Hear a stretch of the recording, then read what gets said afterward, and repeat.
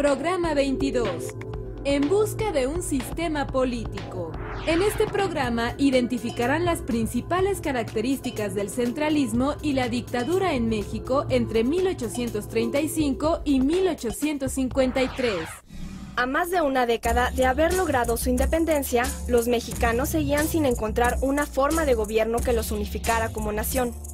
Por un lado, los federalistas seguían manteniendo la idea de una república representativa y federal con estados autónomos. Por otro, los centralistas sostenían que el gobierno debería ser representativo, pero en lugar de estados soberanos, la organización del territorio sería a partir de departamentos, por lo que las decisiones de gobierno serían tomadas desde la capital del país. Una minoría se inclinaba por instaurar una monarquía constitucional. Había grupos entre los que destacaban algunos miembros del ejército y comerciantes extranjeros que apoyaban la instauración de una dictadura. Estas diferencias políticas creaban un clima de inestabilidad. La construcción de una nación mexicana estaba lejos de concretarse. En las primeras décadas de vida independiente de nuestro país, hubo dos proyectos políticos principalmente, que eran la República Federal y la República Central. Estos proyectos tenían semejanzas y diferencias. Su primera semejanza es que ambos eran una república, y aunque esto puede parecer una verdad absurda y que no es necesario decirla, es muy importante porque no debemos olvidar que proveníamos de una monarquía y que había varias personas que consideraban que la monarquía seguía siendo el mejor sistema de gobierno para el país. Otra semejanza importante es que al ser una república, los dos grupos estaban deseando que el sistema fuera representativo, es decir, que estuviera basado en elecciones, que hubiera representantes de los diferentes territorios que conformaban el país y que cada uno de esos representantes cumpliera una labor de hacer escuchar la voz de las provincias de las cuales provenían.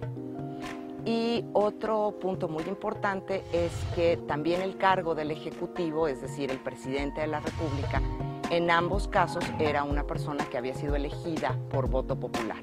Los dos grupos querían una república representativa por elecciones. Las diferencias fundamentales eran cómo se comprendían los estados, cómo se comprendían los territorios que conformaban la nación.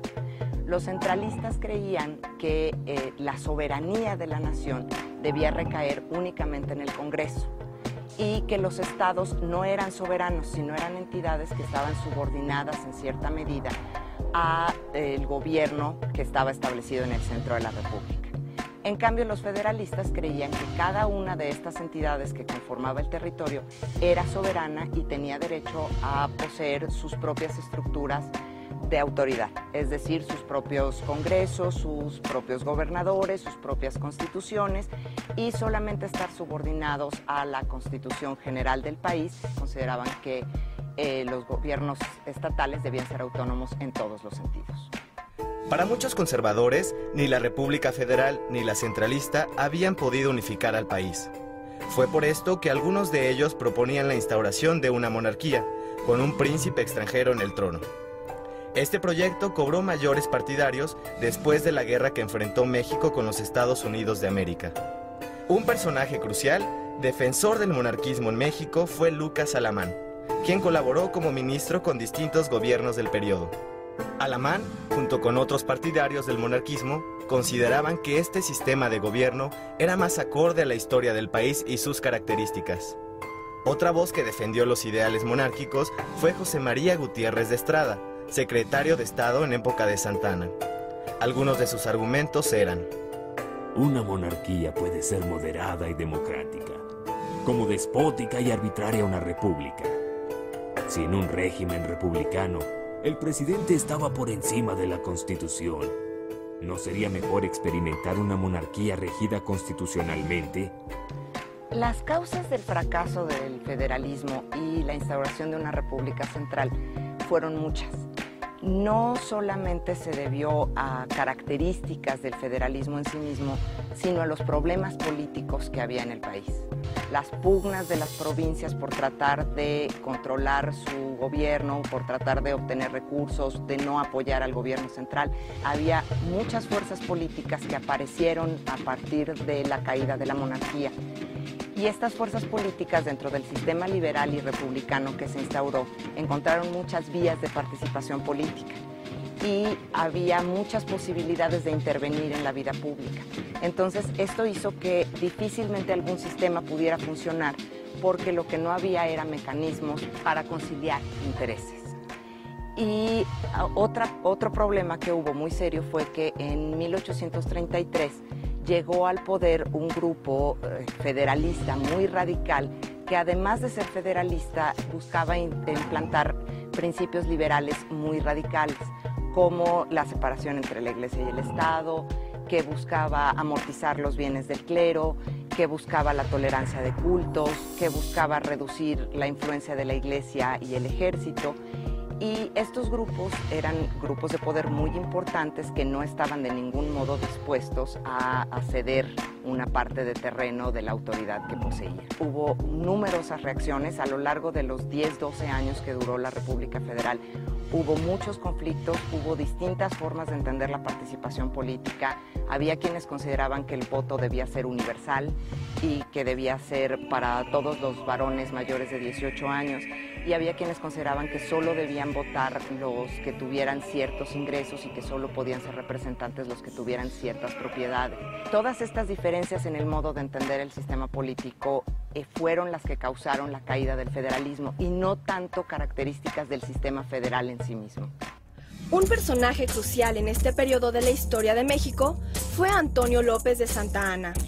Polémico, amado y despreciado por la sociedad mexicana, Santa Anna gobernó México en 11 ocasiones. Pasó de ser un federalista a favor de la República a ser un centralista obsesionado por concretar todo el poder. Incluso, posteriormente, en 1853, llegó a ser dictador dándose el título de Alteza Serenísima. Como general, fue reconocido por la defensa contra los intentos de reconquista por parte de España, a cuyos ejércitos logró derrotar en 1829. Luchó contra la invasión francesa en 1838, conocida como la Guerra de los Pasteles, en la cual perdió una pierna como consecuencia de una herida por bala de cañón. Y contra los tejanos que luchaban por independizarse de México. Muchas historias se cuentan en torno a este polémico personaje.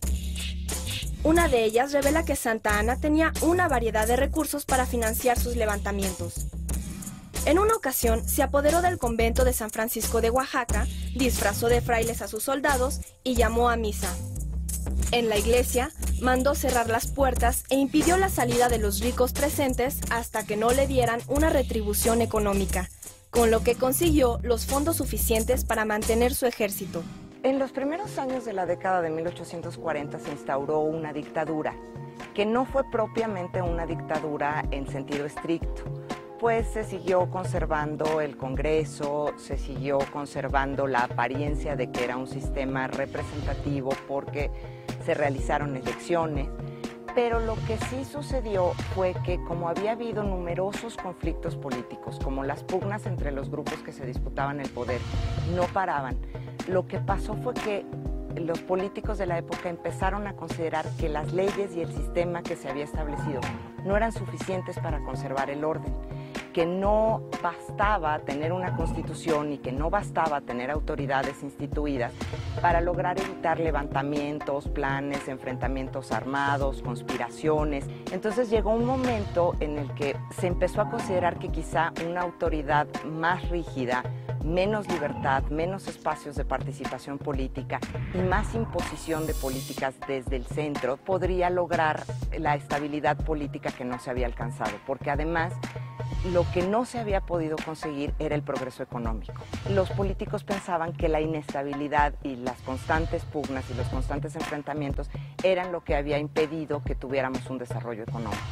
Entonces se empezó a considerar que una autoridad más absoluta, un gobierno que muchos podían considerar tiránico, pero que otros consideraban que era de orden y de control, era lo que hacía falta para evitar que siguieran estos conflictos.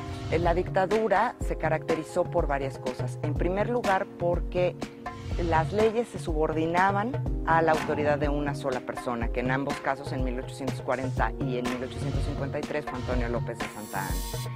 Y también porque se suprimió el Congreso en varias ocasiones. O sea, se trataba de conservar la apariencia de un gobierno representativo, entonces se seguían estableciendo congresos, pero cada vez que el Congreso no reaccionaba como Santa Anna deseaba, Santa Anna eliminaba el Congreso y fundaba otro, ¿no? Formaba otro con sus partidarios.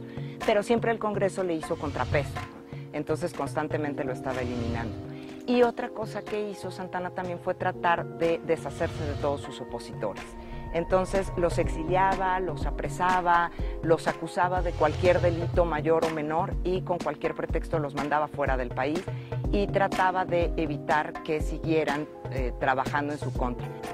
En el año 1853, Santa Anna regresó al poder e instauró una nueva dictadura. El malestar del pueblo no se hizo esperar y algunas publicaciones sacaron a la luz pública su inconformidad. Una forma de manifestarla fue por medio de historietas, en las que se describió el momento político de la época. Veamos un ejemplo de una de ellas.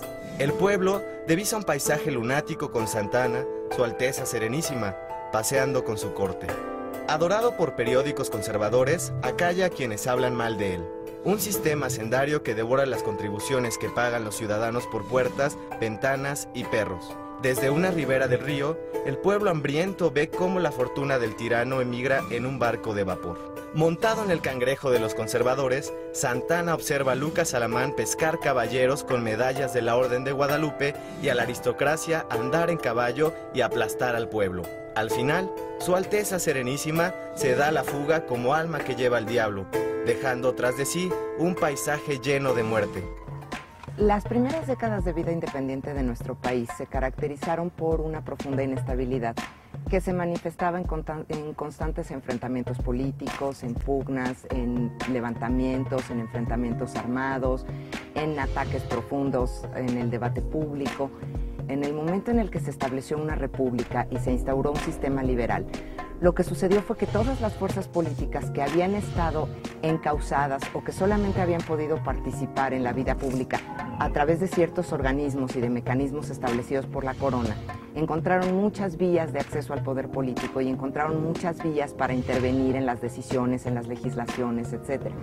Y eso hizo que fuera muy difícil que fuera difícil encontrar la manera de conciliar todos los intereses que había, de unir en un mismo proyecto común a grupos que pensaban muy distinto y que entendían la sociedad de manera muy diferente y que entendían de manera muy diferente el papel que debía desempeñar el gobierno, el papel que debía desempeñar el ciudadano o incluso quiénes debían ser o no ser ciudadanos. Fue un periodo en el que nuestra clase política buscó la manera y un poco con ensayo y error de establecer un sistema político novedoso, instituciones novedosas, y los grupos políticos los aprovecharon y los aprovecharon muy bien. Y eso generó pues caos e inestabilidad.